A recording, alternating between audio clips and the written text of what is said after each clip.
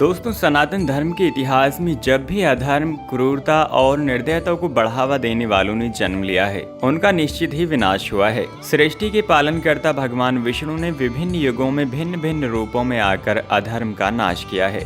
द्वापर युग में भगवान कृष्ण द्वारा कंस से लेकर महाभारत तक, त्रेता युग में भगवान राम द्वारा रावण का वध और सतयुग में भगवान नरसिंह द्वारा हिरण्यकश्यप का वध। नमस्कार दोस्तों, ज्ञान बाबा हिंदी यूट्यूब चैनल में आपका स्वागत है। अगर आप चैनल पर पहली बार आए हैं तो चैनल को सब्सक्राइब कर लें और वीडियो को लाइक करना बिल्कुल भी ना भूलें। आज की इस वीडियो में हम बात करेंगे हिरण्यकश्यप का विनाश करने वाले नरसिंह भगवान का क्या हुआ। जी हाँ, हिरण्यकश्यप के वध के बाद क्या हुआ। ब्रह्मांड में विचरण करते रहे या फिर अदृश्य हो गए या उनका वध कर दिया गया। दोस्तों, आज की इस कड़ी में हम कुछ ऐसा ही बताने जा रहे हैं जो शायद ही आपने कहीं सुना हो। इस पूरी कथा को जानने के लिए वीडियो के अंत तक बने रहिएगा। तो आइए अब बात करते हैं नरसिंह अवतार का क्या हुआ। सतयुग में एक असुर हिरण्यकश्यप था जो जातियों का राजा था।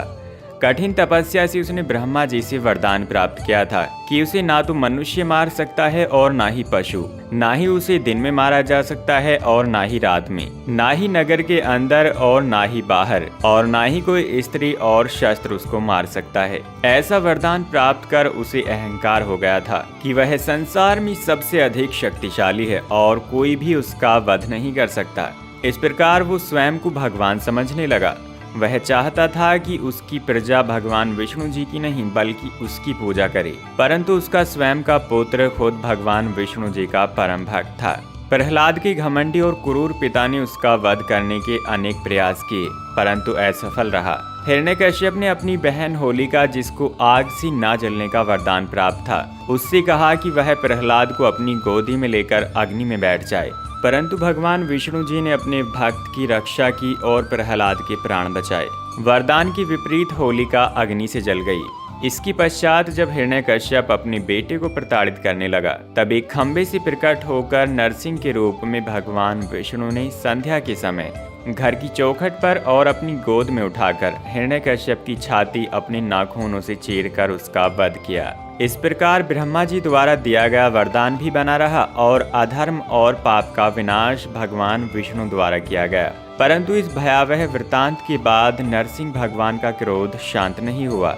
उनके क्रोध से संपूर्ण ब्रह्मांड भयभीत हो गया। ऐसी स्थिति देख सभी देवी देवताओं ने महादेव शिव से जाकर प्रार्थना की कि वह नरसिंह भगवान का क्रोध शांत करें। तब शिवजी ने सर्वप्रथम वीरभद्र को नरसिंह जी को शांत करने के लिए भेजा, परंतु वीरभद्र उनका क्रोध शांत न कर पाए और तब महादेव ने सर्वेश्वर अवतार लिया।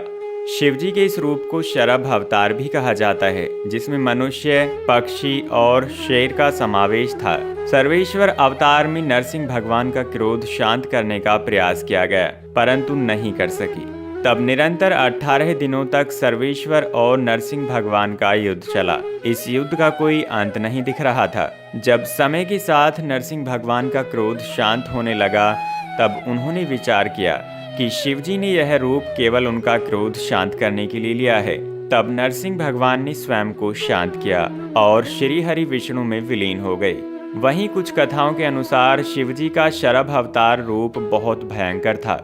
उनके सामने नरसिंह रूप की शक्ति बहुत कम पड़ रही थी और नरसिंह रूप ने खुद को समर्पण कर स्वयं को शांत किया और भगवान विष्णु में विलीन हो गए। तो दोस्तों, इस प्रकार भगवान विष्णु के रूप भगवान नरसिंह का क्रोध शांत हुआ और शिवजी के शरभ अवतार द्वारा संपूर्ण सृष्टि को नरसिंह के क्रोध से बचाया गया।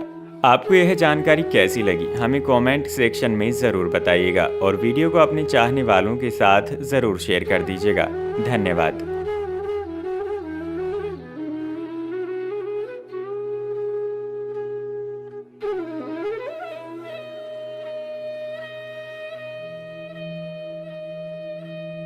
Thank you.